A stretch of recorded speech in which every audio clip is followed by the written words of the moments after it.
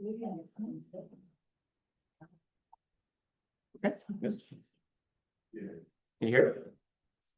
Hi, everyone. We're a few minutes over 3, so we'll get started now. Thank you for joining us today at the end of day 3 for our presentation on cancer registries. We have a great panel today. I'm Brian O'Donnell from the implementation team of the DHIS2 Center here at UIO. And it's been great to get together with a few leaders in the cancer space over the last few years who are looking at ways in which DHIS2 can work with existing systems to collect individual level cancer data. So I'm joined today by Morten Isaac from the IARC, WHO IARC, who's a lead developer of CanReg5, and also Dr. Hongan Chu, who's from WHO DDI, and also Ms. Aisat Famia from the Maldives Ministry of Health. And so we'll start with Dr. Pham, if you want to present now. And we will take questions at the end of the sessions. Okay. This one. Thanks, Brian. Good afternoon. So I'll just give a very quick overview of the concept of cancer information management, information systems, which my colleague Saki, who hopefully is online, helped to prepare this. And thank you, Saki. And then I will also share a little bit of my observations. Cancer is a new baby in the block from what in WHO we have been doing in the past 5-6 years in terms of strengthening facility and routine health information systems. And it's very fortunate that we got contacted and connected with IARC in the work for the cancer registries, and then later on with the childhood cancer. But then it's also thanks to the community of DHIS2 here that we got looped in and understand. So just very quick going through of what what we see in WHO. Part of the NCD, that cancer has becoming increasing in burden of disease. But then it's a lot of these are coming from the estimates coming from the registries and the cause of death, which we also know that from WHO side, when we look at the mortality, not all the countries are able to identify the real cause of death with the medical certification for cause of death. The last assessment is only like less than half of the country, so that is able to identify a medical cause of death, and now it's slightly increased, but it's still a big burden, especially in low middle income countries. And we have a cancer registry, we have data, but then apart from a lot of it is on the survey in terms of the routine, the facility, and understanding the burden, but also the service provisions that we are still in the dark. And I'm just looking at the latest data on the health data system assessment. Then we will see that only a third of the countries actually have some kind of registry. And then we have some data on cancer. So it is something that's still not reportable by many countries. And again, it's lying in the low and lower middle income countries. So last year we published a measurement framework for NCD in primary healthcare. And of that is the first time we saw cancer as part of the NCD with the 6 main cancer in the primary healthcare. So a lot of it means in terms of surveillance, in terms of screening. And then some of the early measures, intervention beyond the vaccine.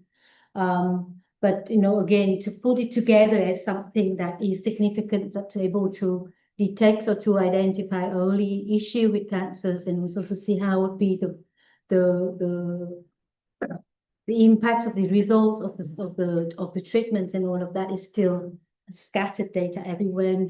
And our ambition is to be some point we'll put it together in terms of the screening, the early detection, the vaccine, the treatment, but then also, you know, the cause of death and the impacts of that. And that would be the big picture that we are building up at the moment. So there are two projects that we'll hear from our country experiences. One is with the IAC, which is on the cancer registry. Now the implementation has started in Rwanda and then moved to the Caribbean. So many countries have started to look at that, linking DHIS implementations with the CAN-REG 5. And starting early this year, we've started to build a global platform for early childhood cancer, which is not really into the cancer program as it is, but a lot of it is about a project that provides specific drugs to childhood cancer in selected countries, and to see the outcome of this work. What's interesting is also we use the DHIS2 as a data mechanism to have country and facility enter the data, and then we stream it up to the global level, which is at the moment WHO is managing the projects together with St. Jude. So different approaches to look at different cancer from different lenses and from different angles.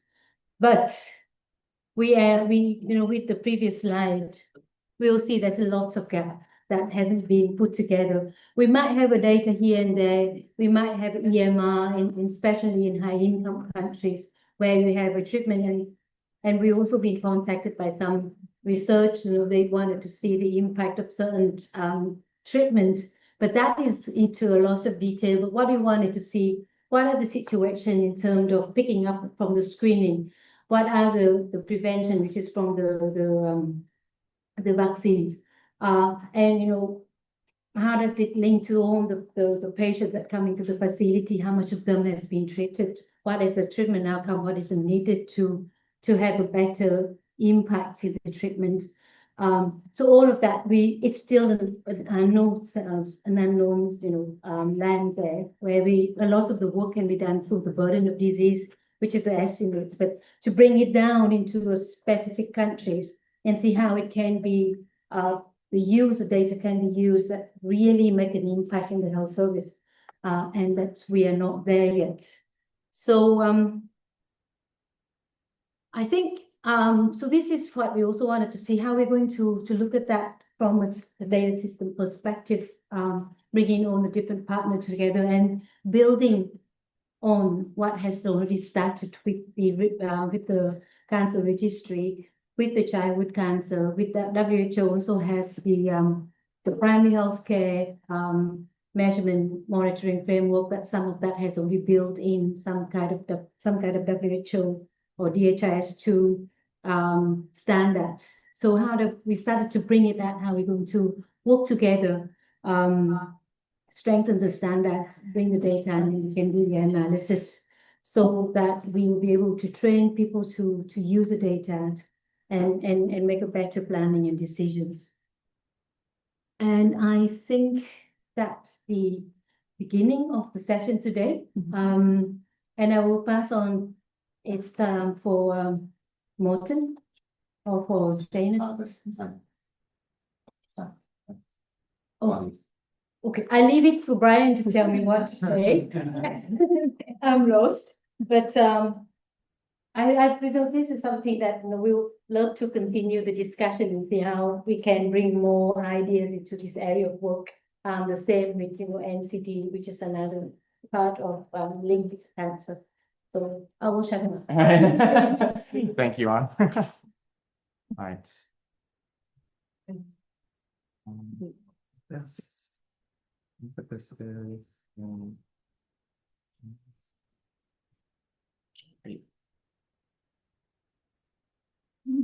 Good evening. My name is Samia and I'm from the Ministry of Health, Maldives.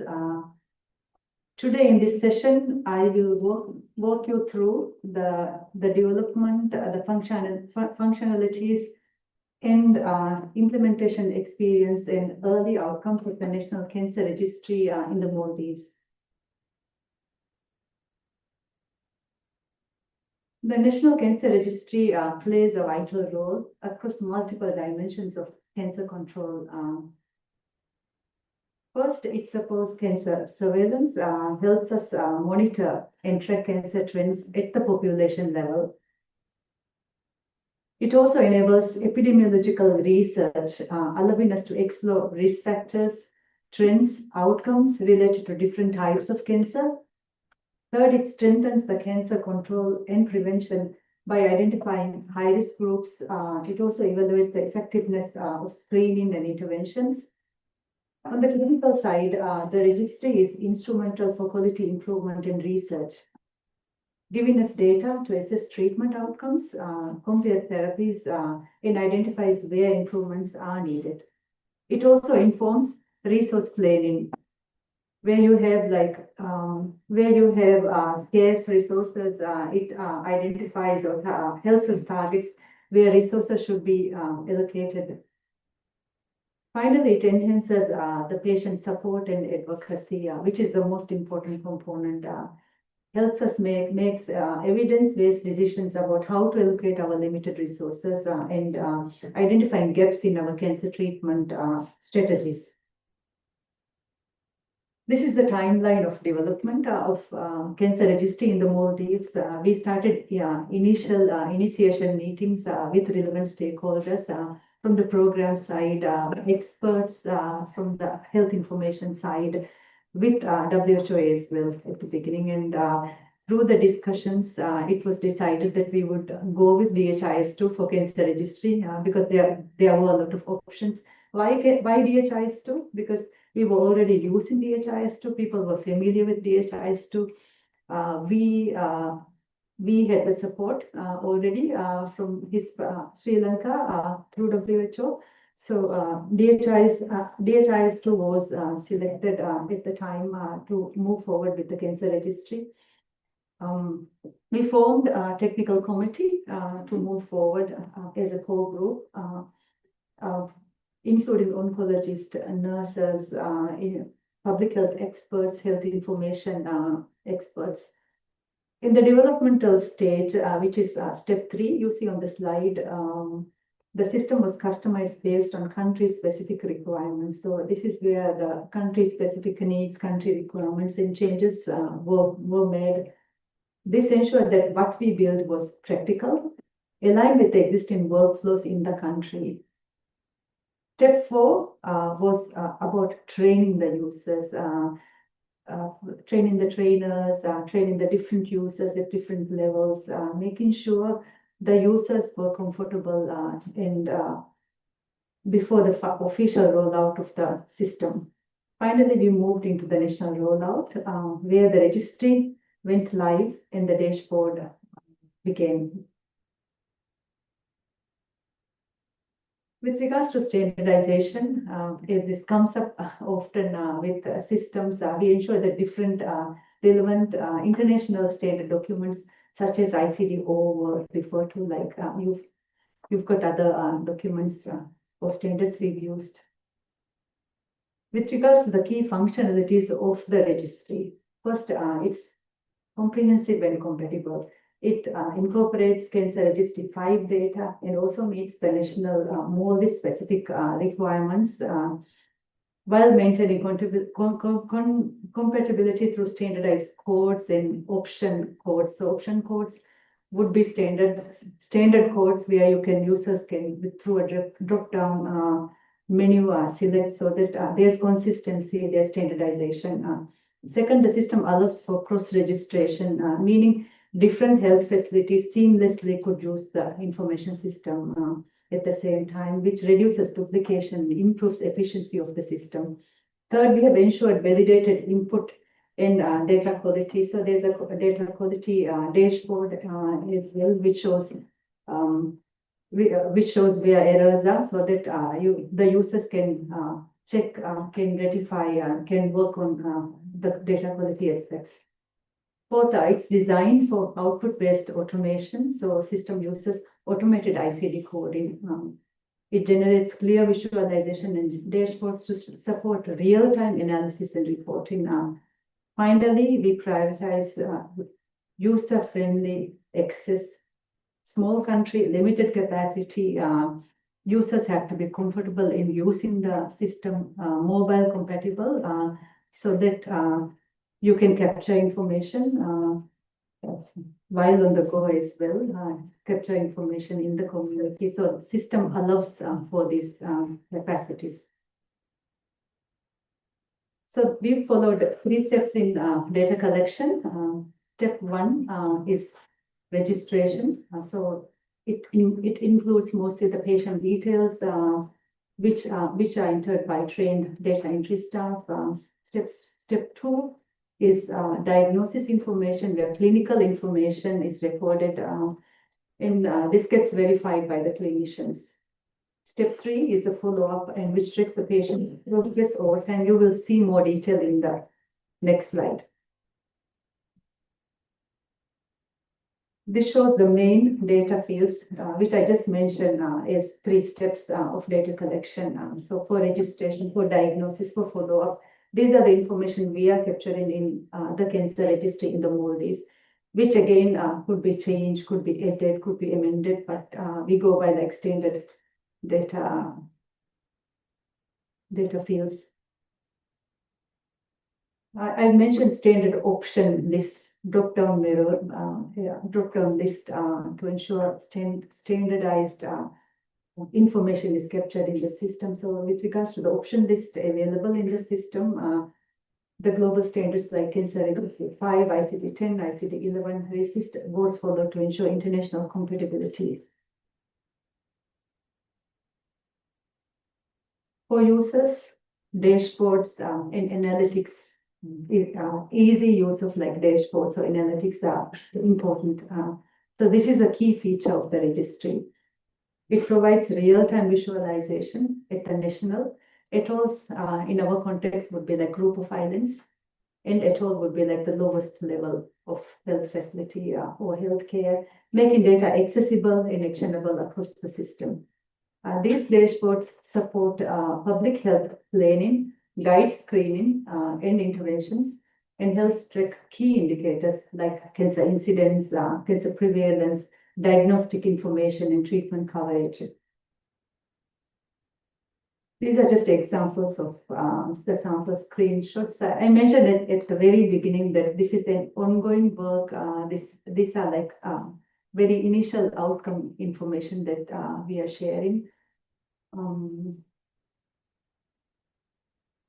I've mentioned that there are like quality dashboards as well. So these are the quality dashboards,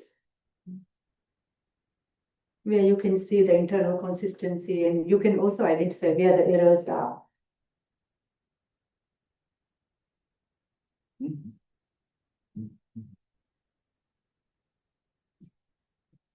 Like in this slide again, dashboards, so cancer incidence, specific cancers where like we have very high incidence.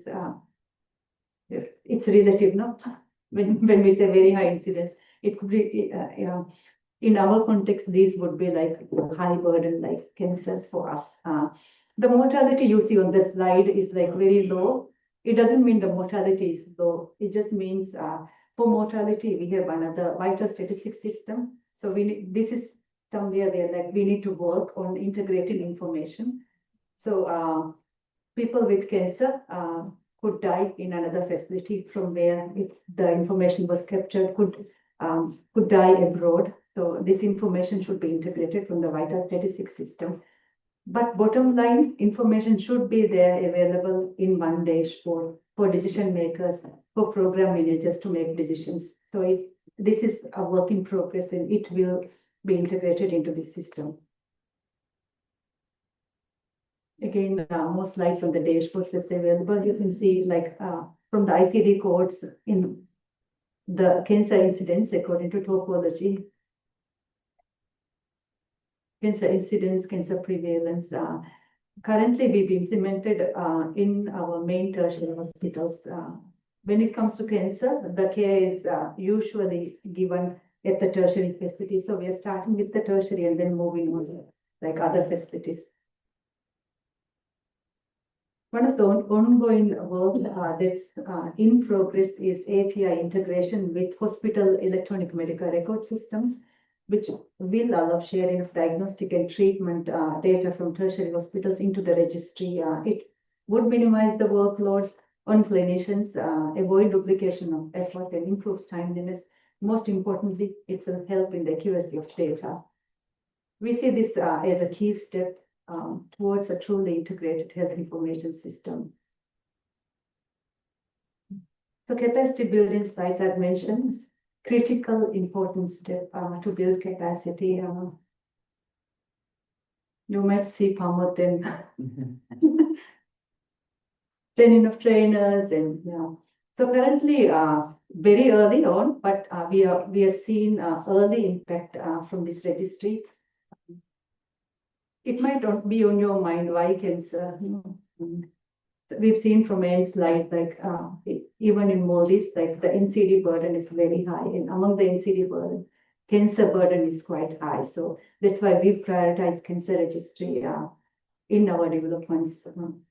So the early impact from this registry that we see is that we have real-time data, case-based data available, giving us immediate insights as to what's happening across the country. This has allowed for more targeted planning, for more targeted interventions. So really important when you have less scarce resources.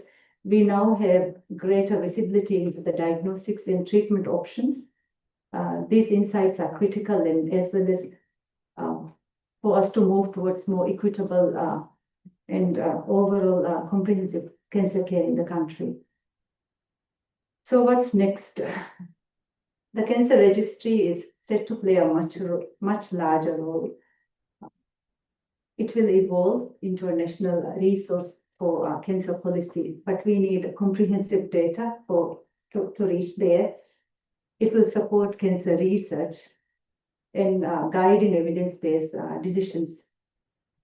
Beyond cancer, any such initiative, any model which uses digital health programs, which shows effectiveness, will also show that technology can transform healthcare system. Technology can support evidence-based decision-making. So ultimately, this would also pave the way for digital transformation in other areas in health. So overall, ultimately, once we complete this process, we believe this will help us achieve better prevention, early detection, improved care, cancer care for citizens in the Maldives. Thank you all for your attention.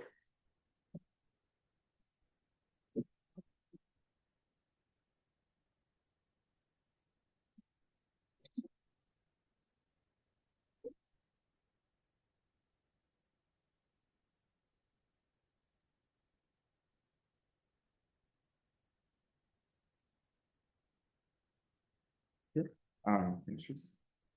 Yeah. Can you hear me? Can you hear me now? Okay. No. Thank you for this presentation, and we'll now hand over to Martin, who will present on DHIS2 and Canberra 5 and some interesting projects to integrate the two systems. Thank you. Is this on now? Or? Yep, good. Thanks. Thanks a lot. It's been it's the first time I'm at this conference, and it's been really good. It's been great to see all the. It feels so open and so friendly. So it's very good. Well, so I'll present a bit of our work at IARC on especially on cancer registries on Canberra 5 and how we try to integrate it with DHIS2 installations. Background of this little part, or overview of this part is go through some background information about who IARC is, since it's the first time IARC is at this conference. Something on our global initiative for cancer registries, a little bit on the Canberra 5 software, and then tiny dash on Innovate, which we already touched upon a bit earlier, and some challenges. So IARC, where I'm working in this fancy building that's not always that lit up, but we are the International Agency for Research on Cancer, and it's a specialized cancer agency of the World Health Organization. we try to promote international collaboration in cancer research. We are about 300 people, and half of the staff is half is students, and the other half is staff. And then we can break it further down into 4 pillars, and one of the pillars for our work is cancer surveillance. And we are broken into 6 different topics that we work on. We work on accelerating cancer registry support, and then global cancer indicators, and descriptive epi, childhood cancer, economics of cancer, and social inequality. So today I'll just go into the 2 topics that are of interest here. I think it's the accelerating cancer registry support and development, and the global cancer indicators. So support of cancer registry is this global initiative for cancer registries that I'll talk about more later. The global cancer indicators are lots of different projects, but one of the biggest one we do is the kind of curated data from all cancer registries around the world, provide data to our CI5 project, which is cancer incidence in 5 continents. We do data quality analysis of the data and publish the ones we deem worthy. We use those data as a basis to do global estimates in our Global Can project. And then we present that data on the Global Cancer Observatory, which is the link there. And then there's a little, this is how it looks. It's an online tool, web tool that we developed. And we've talked a lot about data usage in the sessions here, I've heard. And then another usage that we are very proud of at IARC is that Nature magazine published recently a study on the top 10 most cited works across all domains, scientific domains in the 21st century. And should come up little yellow rings, but the two of those articles, 2 of those most cited works of the 21st century are based on our Global Can data. So it's our there are about the 2020 estimates and the 2018 estimates. But as you probably heard, it's estimates. So it's cancer estimates we're dealing with, because as Anne showed as well, this map of there's not all countries who have population-based cancer registries. Anne's map was on which countries we needed to do estimates in, which one had real data. Here's a map. There's a bit more granular kind of on where the high quality population-based cancer registries are, where there are population-based cancer registries. And then we have some countries with just cancer registries activities, and then some countries where you just don't have any information about cancer. We still do estimates, of course, based on modeling. Well, that's why we have the Global Initiative for Cancer Registration as well, to help foster and train people in cancer registration. So we have, it's a global partnership to improve the quality, availability, and use of data from population-based cancer registries. We set up 6 different hubs in different parts of the world to do local support. And then we have 13 centers of expertise. We have a network of trainers that we keep training in different topics. You might recognize a tweed jacket there. It's always there. And we use that to generate training material. We train trainers that then go into the field and train others. And then we come to the cancer registration software. I'm not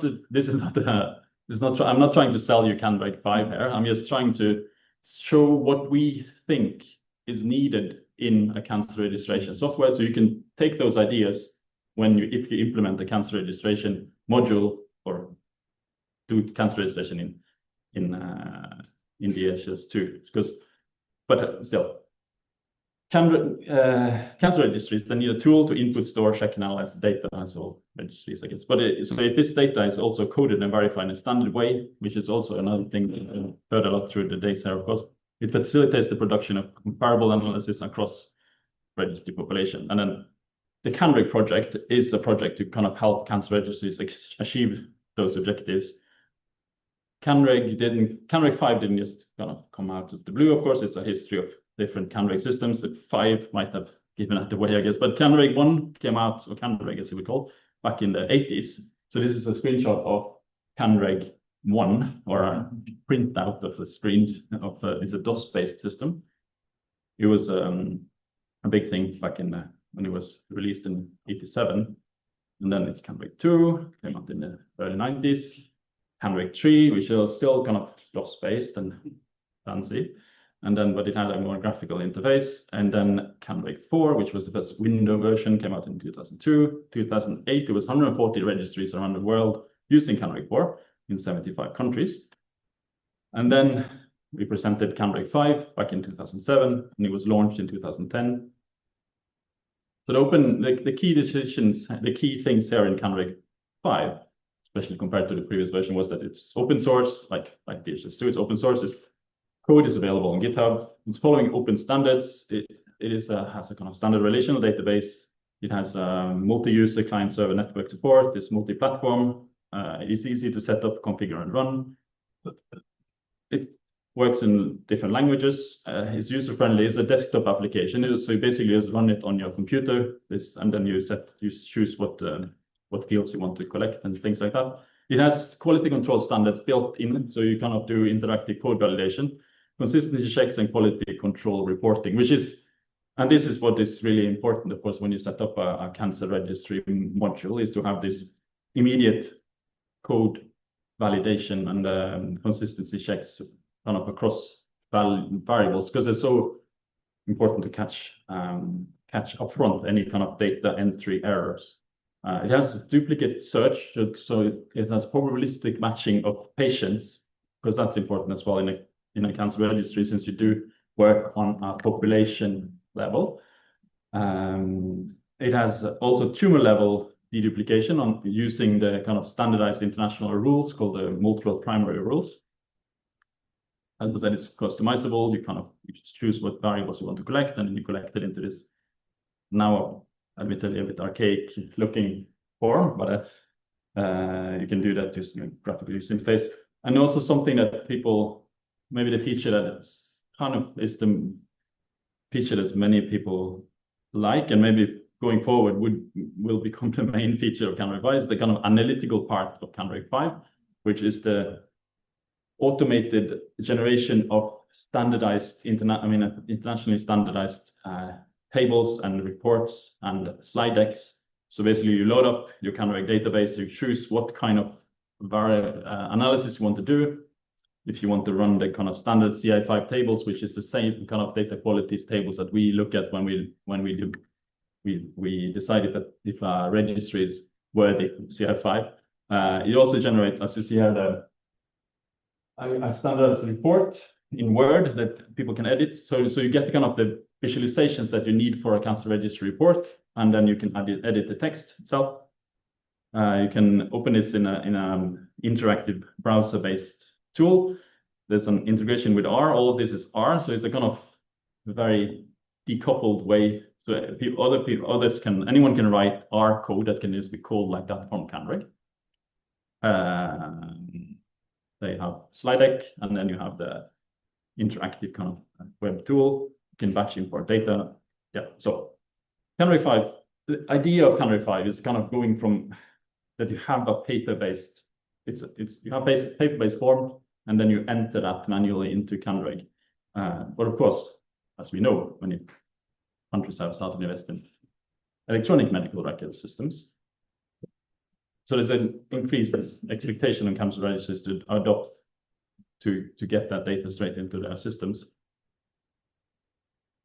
And then leveraging EMRs could save registry resources and potentially improve data quality. So with HISP and DHIS2, Rwanda, and CARPA, we set out this Innovate project and WHO as well,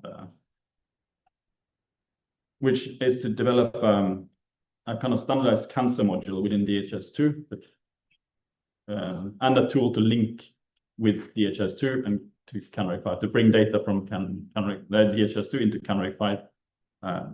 Either if you want, there's two basic, the main use cases here is either you want to use DHIS2 as a cancer registry and then export the data just for analysis in CanReg. Or if you want to use CanReg as a cancer registry database, because you have lots of other sources, which you of course should have. You should have lots of independent sources for a cancer registry. You want to get all the data kept in CanReg 5 and then use DHIS2 to do data entry. It was developed with Rwanda National Cancer Registry and piloted in the Caribbean hub with OECS countries. And in parallel to that, we also take the opportunity to kind of further develop CanReg 5 into CanReg 5 Plus based on feedback from the GSCRnet. And then we're developing, have developed, it's available now if you're brave, an API tool to kind of streamline the data transfer challenges. Yeah. A population-based cancer registry should collect data from many independent sources. So it's important to kind of see the difference between kind of patient registry and a cancer registry that gets data from all of the sources. The second point, training of data abstractions and data entry staff can be tricky if everyone should enter cancer data on all levels or all hospitals, since in the past, traditionally, cancer registrar is a long training, kind of where you train ICD-O coding, there's lots of kind of data abstraction and coding involved in it. And then there are some data, this is something we're working on, it's a kind of some data quality rules are still missing in the Rwanda DHIS2 instance, but it sounds like we should talk to Maldives, because I think they have, for example, the ICD-10 conversions and the CanReg standards analytical functionality. It's also kind of this is something we are thinking of maybe spinning out as a kind of separate module, so that people will be even more flexible when they pick DHIS2 as a cancer registry, but still want to use the CanReg for data analysis. Yeah, cancer registries do often lack staff and funding, and so it might be difficult for them to get started with a system as complicated as DHIS2. So CanReg 5 is there as an easy way to you get it up and running and can start collecting data quite quickly. Because as I say here, the kind of what we see often is that people just start collecting data with Excel, and then that's not a good idea. With you have no kind of data quality or cross validations and all these things. So yeah, but the code base, this was supposed to bounce in. It was supposed to be hidden. The code base of CanReg 5 is getting old. It is getting old. As you saw, it was released in 2010. It's becoming more and more difficult to maintain and to update and add new functionality and features. So we might need to think of moving into something else. Yeah. Thanks. I don't have a fancy kind of what's next and these things, but I guess questions and answers would make me play on them.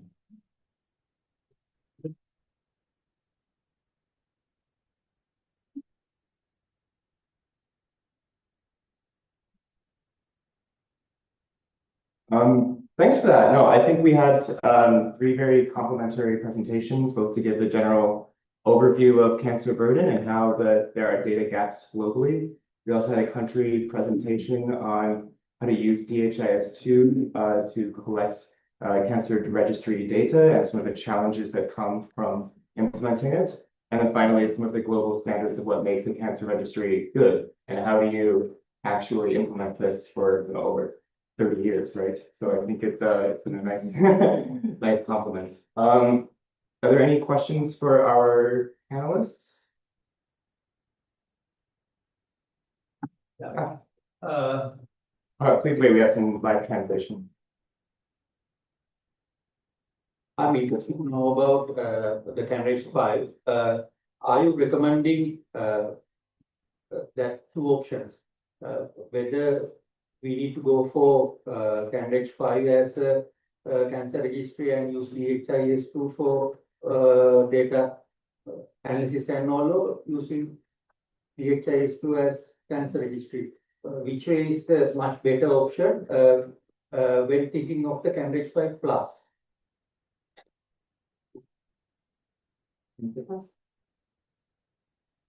That turn it off or Yes, so, yeah. I think that's the question, huh? Yeah, it's tricky because it depends on your structure, your infra.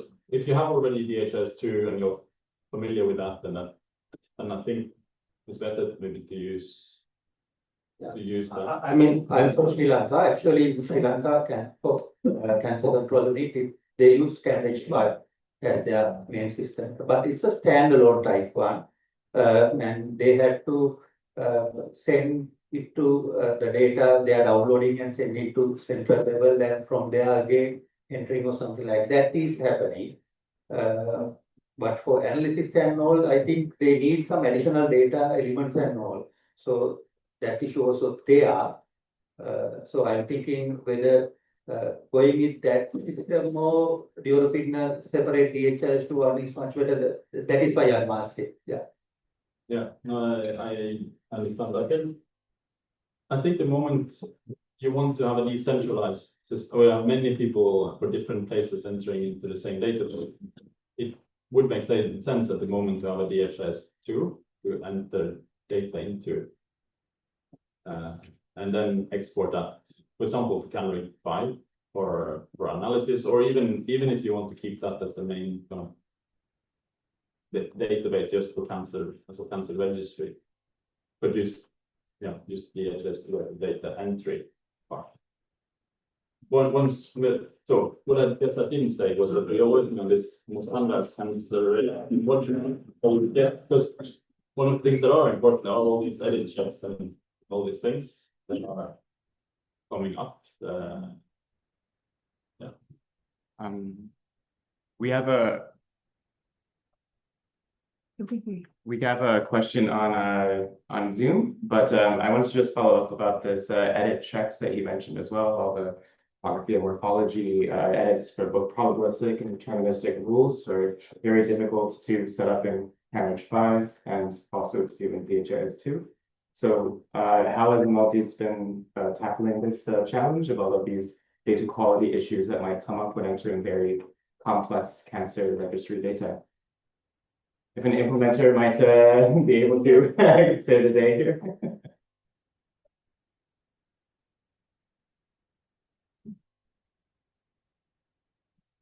You can hear me? All right, okay. So I'm Pamod from Sri Lanka. So we have been together with the support of WHO countries in Maldives, been supporting the ministry in developing the cancer registry.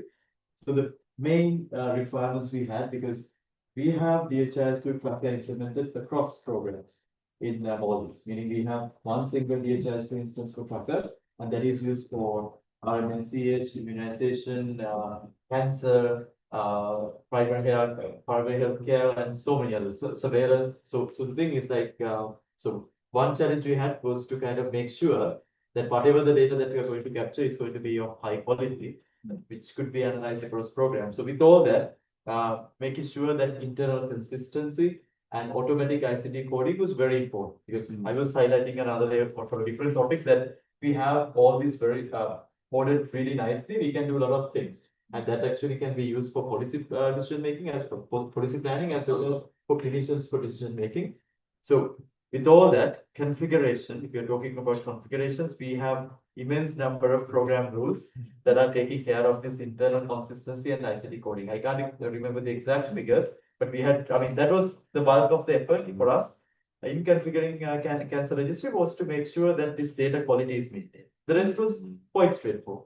So just trying to say, we wanted to make sure, because that was the country's demand, produce some high quality data, which is analyzable, that can be used for decision making. So that took a lot of effort. We are happy to share. I can even connect with the colleagues who have been working specifically on that. We can connect offline, but that was made sure, and that was all possible using DHIS. Yeah, thanks, Flo. That's really great to hear about these implementation experiences, and I hope it's something we can take from us as well as other countries want to adopt a similar tool to don't have to reinvent the wheel with creating these complex program rules themselves, and hopefully this types of discussions can facilitate that. We have one more question in the back, and then we need to get to our chat question. Okay, thank you. My name is Alade from East Cote d'Ivoire.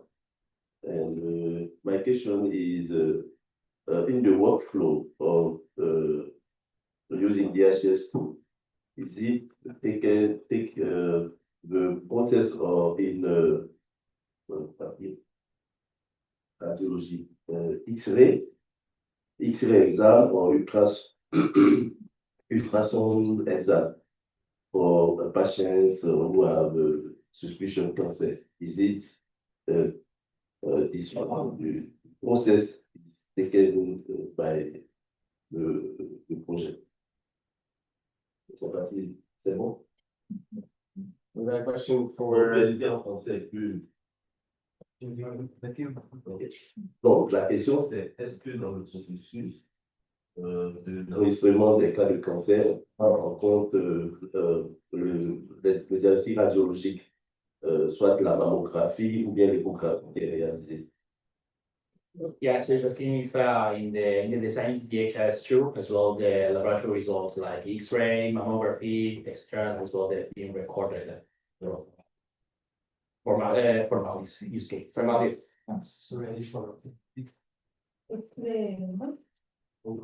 X-ray.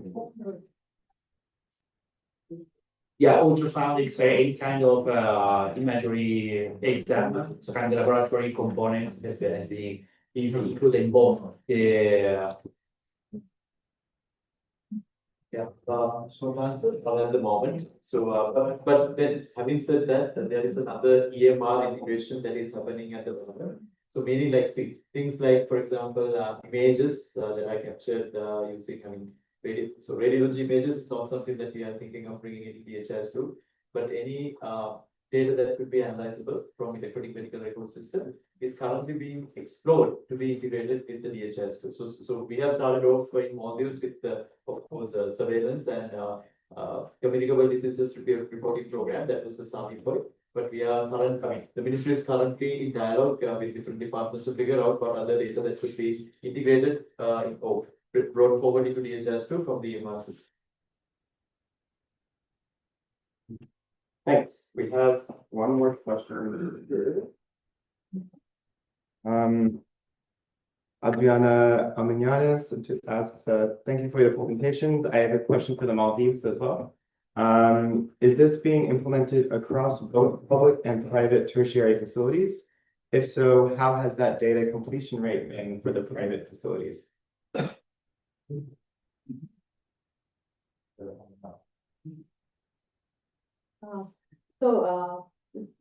We've been using DHIS2 like for many years, and data like users in the public hospitals, at the health centers, including the private hospitals, are already familiar with use of DHIS2. So introduction of a new module means just introduction of like the data into the same software which they've been using for years.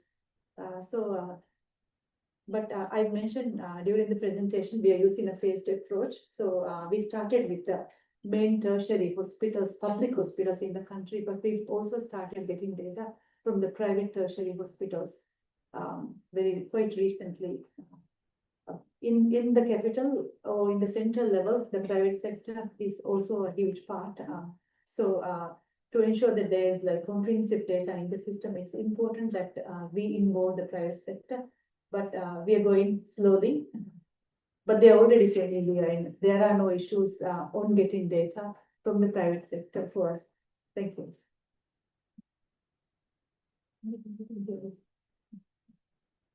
Thank you. Any other questions from the audience? Sure,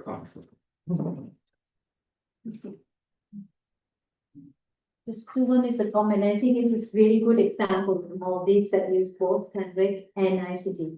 I think this is something that both WHO as well, because why do we also need ICD? Because ICD is called so it's apart from it's standardized, but it's also that something used in a lot of other analysis, specifically on the global burden of diseases linked to the cause of death. So again, back to the purpose of the use of the data, and it's really nice that we can use the same data and share to both and use two different standards, both the terminologies and classification. but the purpose is there, and I think this is something we should look into that rather than having a separate system or just only PANWeb or only ICD. If we can have a possibility of including both. And I'm also quite curious about the implementation in the Caribbean. I know that it has been going on for the last few months. And what has been, the achievement, but also the challenges, and how we can continue to support and see lesson learned from this different implementation can be scaled.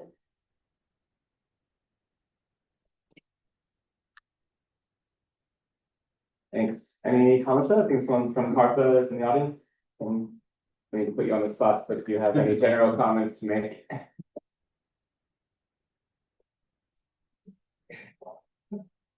Hi everyone, I'm Ngozi from CARPA, part of the Caribbean Cancer Industry Hub. So we recently implemented the Rwanda cancer module in Jamaica.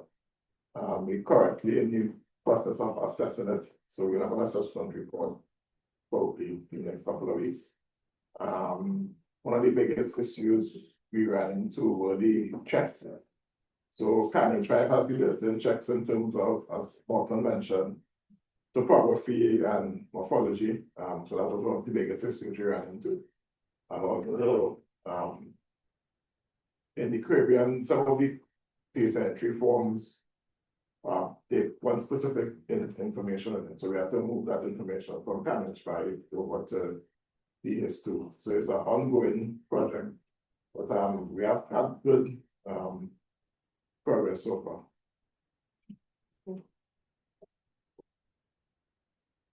Thanks. Thanks. Yeah, as was presented here, this is part of a larger project for Innovate for sharing the cancer registry module that was developed by Rwanda to other countries, including in the Caribbean. So you can find out more on this project. Sorry, this is blocking it right now, but by Googling Innovate DHIS2, and hopefully over the coming months, we can continue to share learnings on this and post more in the community of practice that are learnings here. Thanks. Are there any further questions? Okay. Well, we can close a few minutes early then and give you all a bit of time before the coffee break. But is there a question? No. Okay. Thank you for a very dynamic session, and yeah, see you next year.